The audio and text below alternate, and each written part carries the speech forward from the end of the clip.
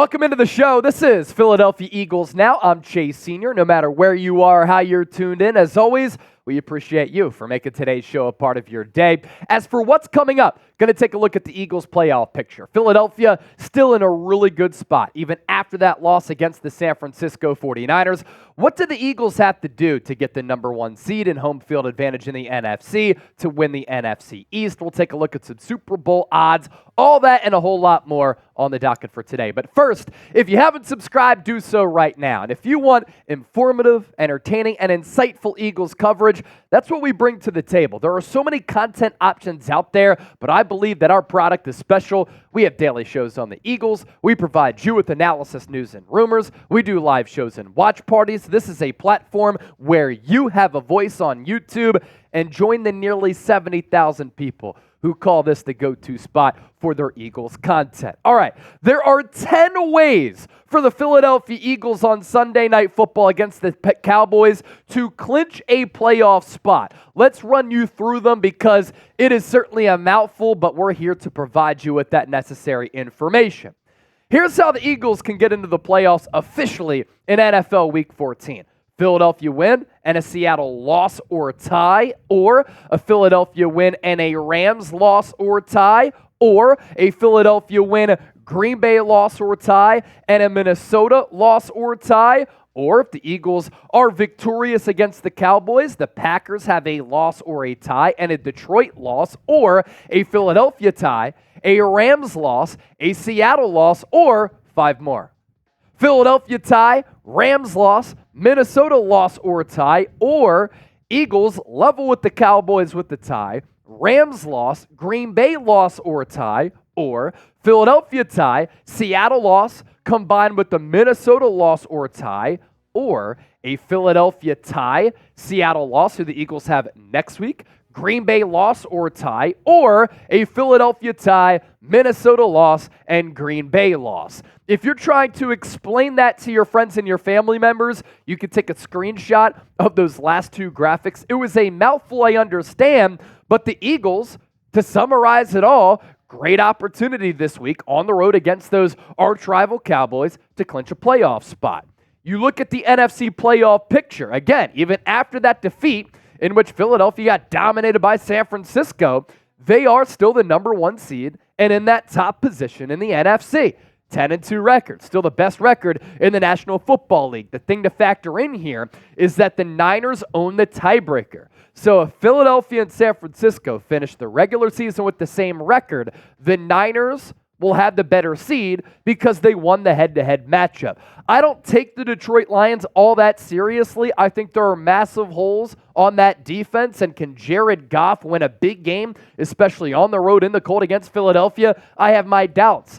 Now, if the Eagles don't get the number 1 or 2 seed, and they drop back all the way to number 5, and the Cowboys somehow win the division, Philadelphia's looking at a road game in the wild card round against the NFC South winner. Right now, that would be the Atlanta Falcons, level at 6-6. And then you had the Vikings and Packers, also 6-6. Look out for Green Bay, man. They're playing some really good football. Jordan Love has turned it around, and they're really starting to click down the stretch. Other teams in the hunt.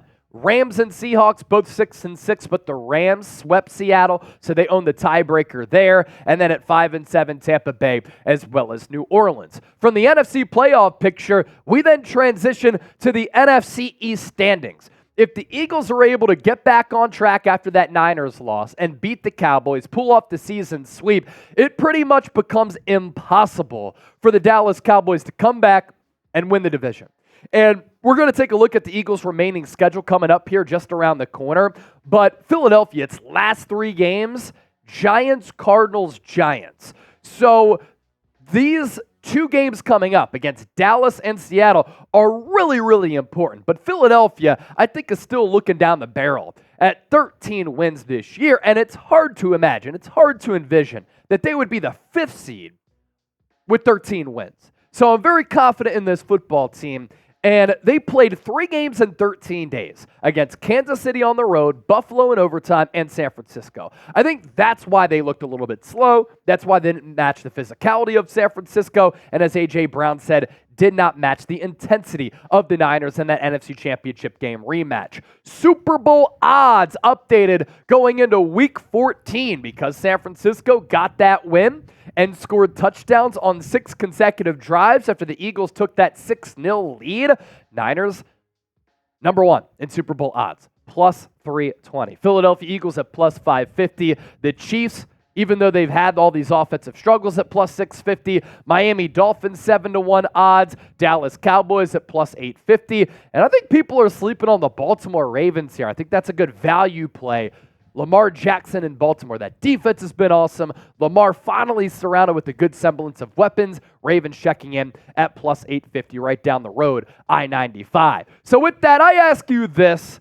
Who wins the NFC East? Are the Eagles going to hold on, or are the Dallas Cowboys going to come back? It would have to really start with the Cowboys win, and they are favorites going into this game at Jerry World on Sunday. You let me know down in the comment section. As for what we're getting into next year on the show, why the Eagles can still get that number 1 seed and why you should feel confident about it, even if Philadelphia loses to the Dallas Cowboys. But first, today's show is sponsored by Prize Picks, the largest independently run daily fantasy sports app in North America, and the only app that you should be using if you're into playing DFS. And the best deal that any DFS app company has to offer, $100 deposit match at prizepicks.com/CLNS. Daily fantasy sports made easy. You pick 2 or more players. You choose more or less on their projected stat lines. Producer Chip and I have won 25 times our money this football season.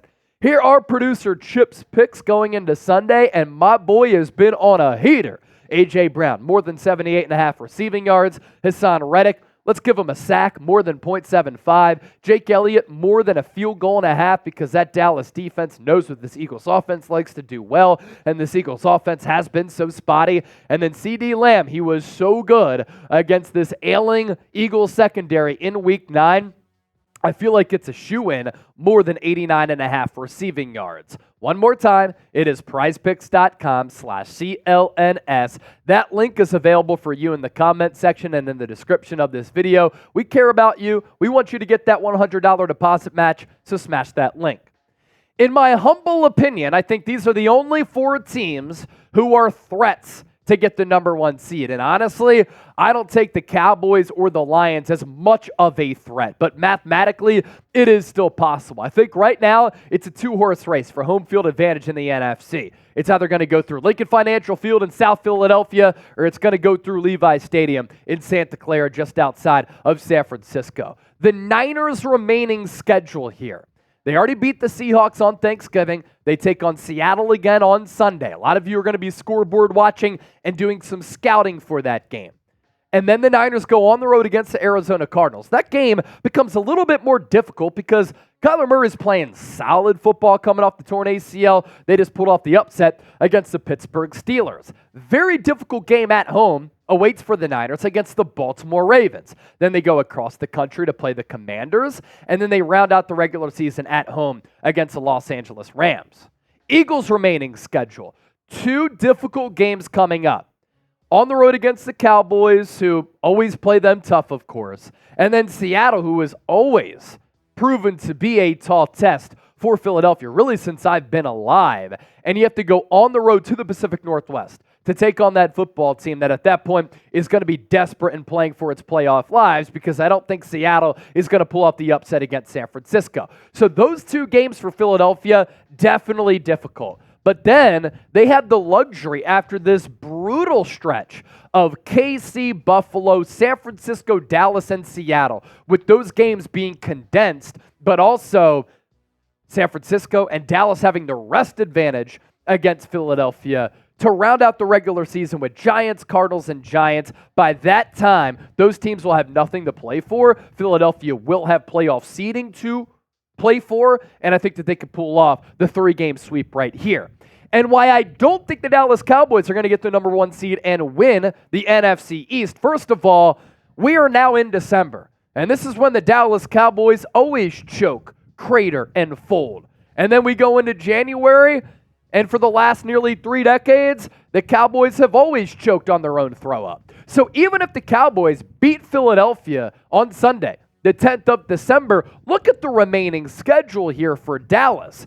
It's not as hard as Philadelphia's 5-game gauntlet, but on the road against the Bills, they're fighting for a playoff spot right now as a wild card team. You go on the road against Miami, one of the highest scoring offenses in the NFL. You have to play a solid Lions team at home, and then you go on the road to play the Washington Commanders, who are going to want nothing more than to play spoiler. So you could see Dallas winning a couple of games here or losing a couple of games here. And if they lose a couple and Philadelphia can win those last 3, the Birds are in a good spot. Detroit Lions here. They should have lost to the Chicago Bears a couple of weeks ago. They had a heroic comeback. They go on the road against Chicago. Hopefully it's cold. Jared Goff's not able to throw the football. Then at home against Denver. Denver, they want to make it into the playoffs. They just won 5 straight games up until losing last week in the final seconds to the Houston Texans. On the road against the Vikings, playoff caliber squad. On the road against the Cowboys, and then playing the Minnesota Vikings to round out the regular season. Now, as I mentioned a little bit earlier, Philadelphia, losing that head-to-head matchup against San Francisco, no longer has the tiebreaker. But as I also mentioned earlier, Philadelphia really controls its own destiny. And according to the New York Times, their playoff model, they still like Philadelphia to get that number 1 seed. The 49ers, a 19% chance to get the top spot. Eagles still a 43% chance to have home field advantage. Pretty resounding tallies there. And Dallas or Philly, this is crazy, ladies and gentlemen, could realistically have 12 or 13 wins and end up being the number 5 seed in the NFC. That's how closely contested things are across this conference and, of course, in this division. So with that, we round out with this. What say you? What seed will the Eagles get in the NFC? I think they're at number 1 or they're at number 2. You let me know down in the comments section, and as always, we appreciate you for tuning into the show.